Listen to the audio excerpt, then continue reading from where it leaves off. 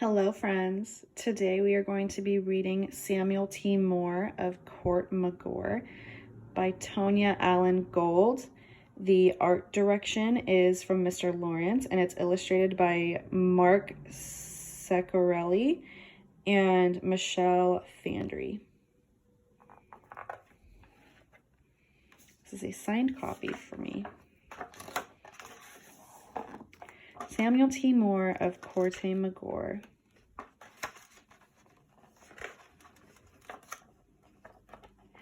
None have told this tale before, of poor old Samuel T. Moore, a fiddler crab that clawed his way onto the shore of a sandy white beach called Corte, Magore.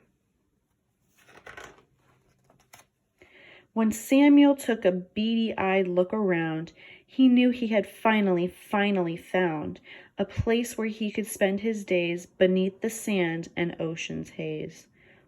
"Here's where I want to settle down," he said, as he staked his bow into the ground.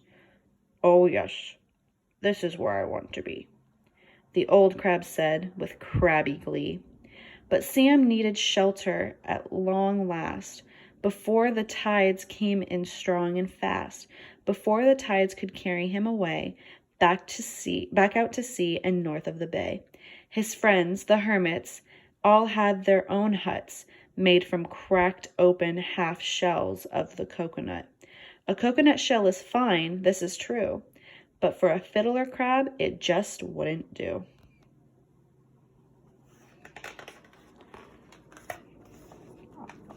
Sam needed some place of his own to belong, a place to burrow and fiddle all day long, a home that would stand perfect, strong, and true when the tides rolled in or the wind simply blew. Yes, Sam would be ready and waiting at the least, because he was a fighter and the sea was his beast. So he set out to work. There was work to get done. He had to be finished by 1:45. By 1:45, the tides would roll in, and Sam, the crab, wasn't in the mood to swim. So he built a new home of driftwood and stick, not like my house or yours or of mortar and brick. The sticks, he tied them in teepee fashion. Sam thought his new home was a mansion.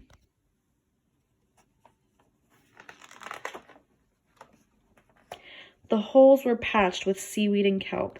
He built it himself, never asking for help. The sand was his yard, and there was lots of it. He imagined he'd stay here and play here, or just fiddle and sit. Just as he finished building his new home, his claws were wet and dripping with foam. Then the first of the waves rolled up to his door, poor Sam had to use his fiddle as an oar. He had to move quickly. There was no time to think. If he didn't do something, his home would soon sink. Already the water was deep and rising quite fast. Sam couldn't help but notice a hermit drifting past. What if he dug a moat around his new home? Would the water fill it and leave him alone? So he dug and he dug with his giant crab claw, stopping suddenly at what he suddenly saw. For what he saw coming made him quite sad, especially after working as hard as he had. The water still oozed over the top of his trench and trickled right up to the foot of his bench.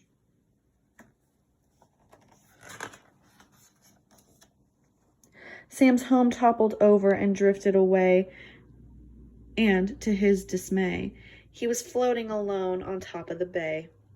On top of the bay, Sam drifted and cried and worried about the next coming tide. By this time he was tired and fell fast asleep, dreaming of the water that surely would creep right up to his house he'd been trying to save from the mouth of the sea and the great tidal wave. Drifting and dreaming, Sam dropped with a thud. He was wading in murk, dripping with mud. By now, Samuel was stark, raving mad, and he was no longer crying, no longer sad. He decided that moment, right then and right there, to build a great dam for the water to snare. So he set out to work. There was work to get done. He had to be finished by 1:15. When the tides came back, he'd be ready at least. Yes, Sam was a fighter, and the sea was his beast. The first thing he did was collect more sticks. He stacked them and tied them and patched them real quick. Then he set out to find some very big stones. He carried each one to the throne of his home. He heaved and he hoed, and he dragged them along. Complaining no more, he was singing a song.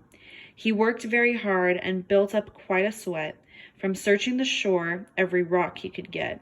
In the end, he made 232 trips while carrying his load on his back and his hips, for the sake of his home he was trying to save before it was ruined by the great tidal wave.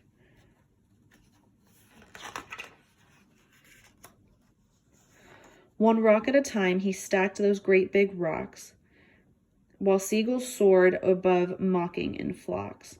One rock at a time, he formed a great wall. When he was finished, it scaled 10 feet tall.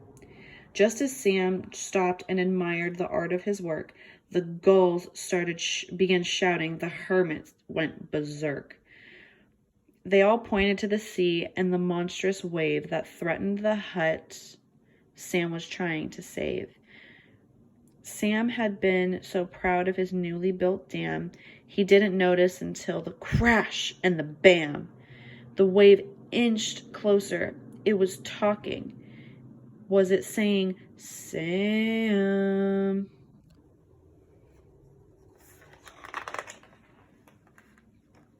The clouds grew darker and louder, and loud thunder clapped. If the water got over, they'd all be trapped. The wave rose and licked the top of the rocks. The smart seagulls soared higher in their flocks. But then, just then, the noise went away. The wave, defeated, oozed back to the bay. Yeah! Sam couldn't believe what his eyes were seeing. The waves were leaving, possibly fleeing.